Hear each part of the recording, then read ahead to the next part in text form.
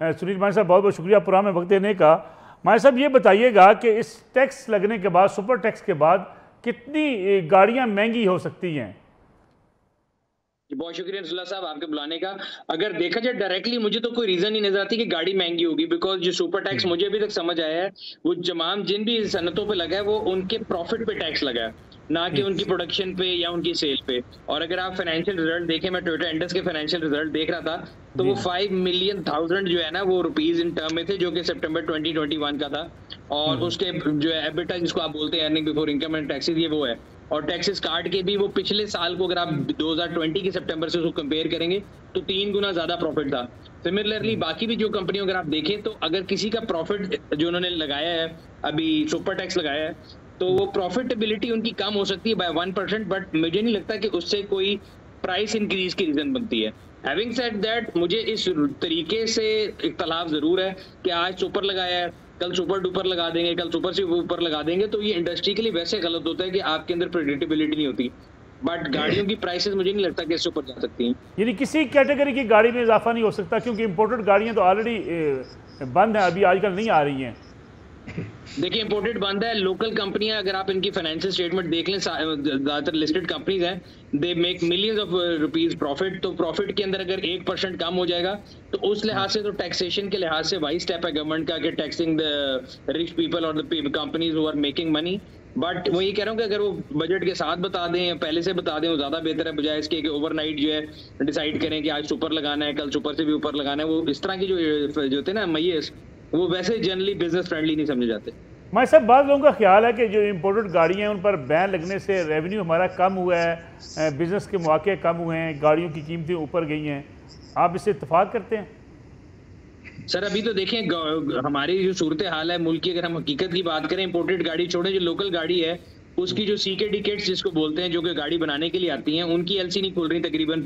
माल उनका लोगों का पोर्ट पे पड़ा हुआ है, तमाम कंपनियों का। और लोगों ने प्रोडक्शन भी रोकी हुई है, और इसी वजह से लोगों को डिलेज का भी शिकार है, बिकॉज हमारे पास डॉलर नहीं है देने को। तो एज अ नेशन हमें ये डिसाइड करना है हमारी प्रायोरिटी इंपोर्टेड गाड़ी है या अपने मुल्क की इकोनॉमी है, या हमने अपनी करेंसी को स्ट्रेंथन करना है। तो इंपोर्टेड गाड़ी को तो दूर दूर तक कोई सवाल पैदा नहीं हो रहा। लोकल गाड़ियों के अंदर भी मैं आपको बता रहा हूँ, इट्स न्यूज के सीकेडी जो किट है उनकी भी एलसीआई नहीं खोली जा रही है, और तमाम कंपनियां, किसी एक नहीं, सबका सामान जो है वो बोर्ड पे रुका हुआ है। और अभी मुझे तो ऐसा कुछ नजर नहीं आता कि जल्दी को इसके अंदर कुछ तब्दीली आएगी सूरत हाल में। मानी साहब हमारे साथ मौजूद रहिएगा, डॉक्टर शाहसन सिद्दीकी साहब भी हमारे साथ मौजूद है। डॉक्टर साहब, जैसे कि मानी साहब बात कर रहे हैं कि प्रॉफिट के ऊपर अगर टैक्स लगता है तो प्रॉफिटेबिलिटी कम हो सकती है किसी इंडस्ट्री की, उससे कोई इतना इफेक्ट नहीं आएगा। तो इस सुपर टैक्स का ज़्यादा शोर जो मचाया जा रहा है कि शायद इससे इंडस्ट्री को बहुत नुकसान पहुंचेगा, और अपोजिशन की तरफ से ज़्यादा शोर मचाया जा रहा है कि इंडस्ट्री तबाह हो सकती है।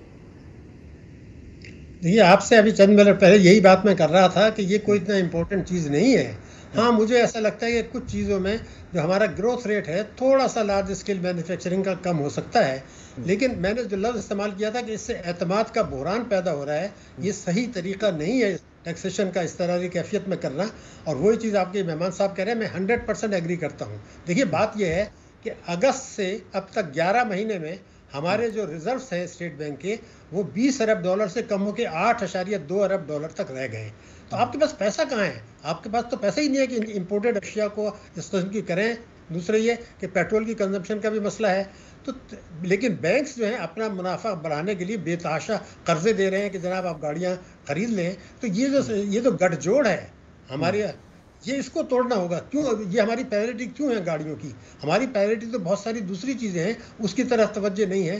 तो ये जो अशराफिया की मईशत बन गई है, और जैसे मैंने बताया ना कि सारा खेल ये हो रहेगा कि मुल्क की मईशत को अगर नुकसान पहुंच जाए, मेरे सियासी मफादात और मेरा पैसा, लस्ट फॉर मनी और लस्ट फॉर पावर पर सारा खेल चल रहा है। अब मैंने जो बताया 20 अरब डॉलर से 8 अरब डॉलर पर हमारा आ गया। अब आप ये देखिए कि अगर हमारा ग्रोथ रेट 4% इस साल रहने वाला है था, अगर ये 4.25% हो जाता है और महंगाई बढ़ती है, जिस तरीके से इन्होंने अभी कहा कि महंगाई बढ़ती है और एतमाद का बुरान भी पैदा होता है, तो फिर सवाल सिर्फ ये पैदा होगा कि अभी हमारे मसले बहुत सारे हैं जो महंगाई डिटरमिन करने वाले हैं।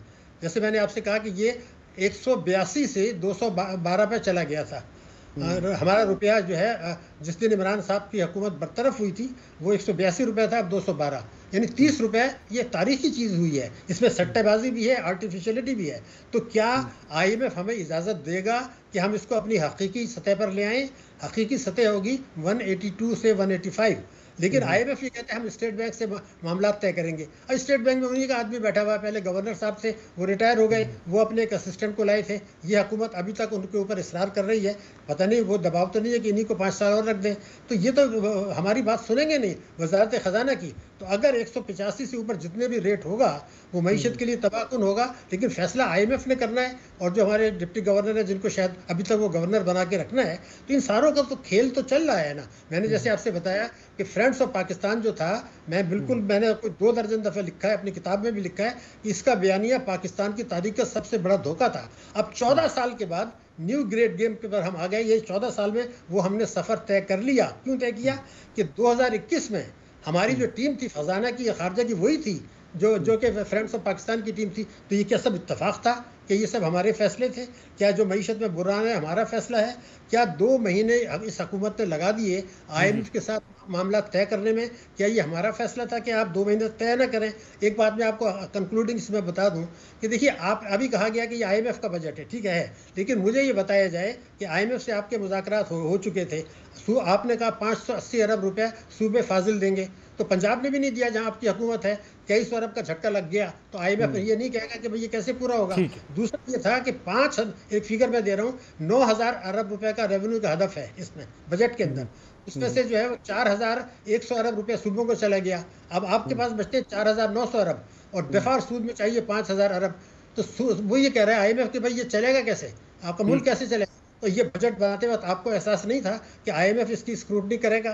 तो जानबूझ के जो ये गलतियां रखी गई उसका मतलब यही था कि ये डिले होता रहे, रुपए की कदर गिरती रहे और मुख्तलिफ लोगों को फायदा पहुंचे, लेकिन हमारा खेल जी।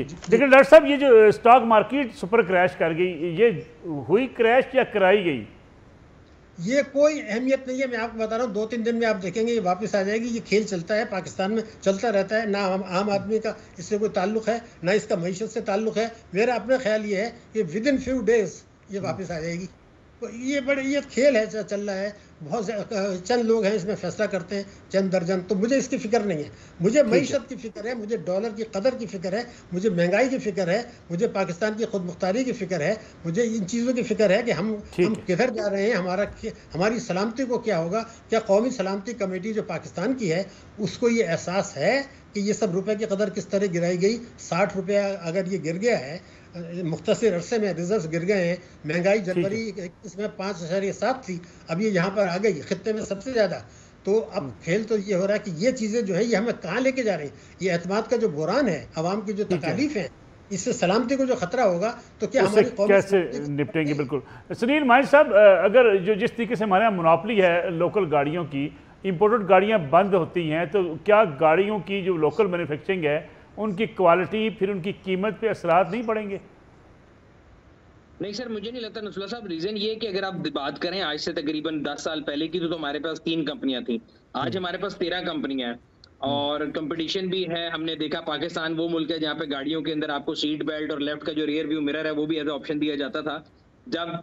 और आज अगर आप देखें तो हर गाड़ी panoramic roof, there is no car which can be produced after this June जिसमें एयरबैग ना हो और सनरूफ और दुनिया जहान की ऑप्शन है। तो I think competition makes things better.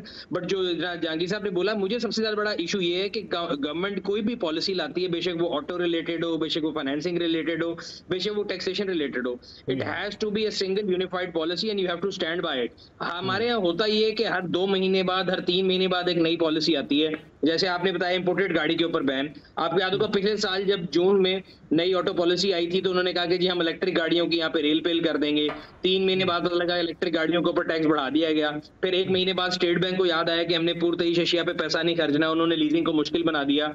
अब ये गवर्नमेंट आई तो इन्होंने पेट्रोल का रेट पहले बढ़ाया नहीं और बाद में डॉलर को कंट्रोल करने के लिए इन्होंने भी बैन लगा दिया। कल तक दुकानें रात को 9 बजे खोलना हलाल था, आज हराम है। कल को संडे को कारोबार करना हलाल था, आज हराम है। तो ये जो इस तरह के जो कहते हैं ना पॉलिसी के अंदर डिस्कनेक्ट होता है और बार बार आप चीजों को चेंज करते हैं, इससे इन्वेस्टर कॉन्फिडेंस, अगर फर्ज करें कोई मुल्क से बाहर बैठा है और वो पाकिस्तान में पैसा लगाना चाहता है तो वो कह गया ये तो भी डिसाइड नहीं कर चुके, कभी कुछ करते हैं कभी कुछ करते हैं, तो they will shy away from it.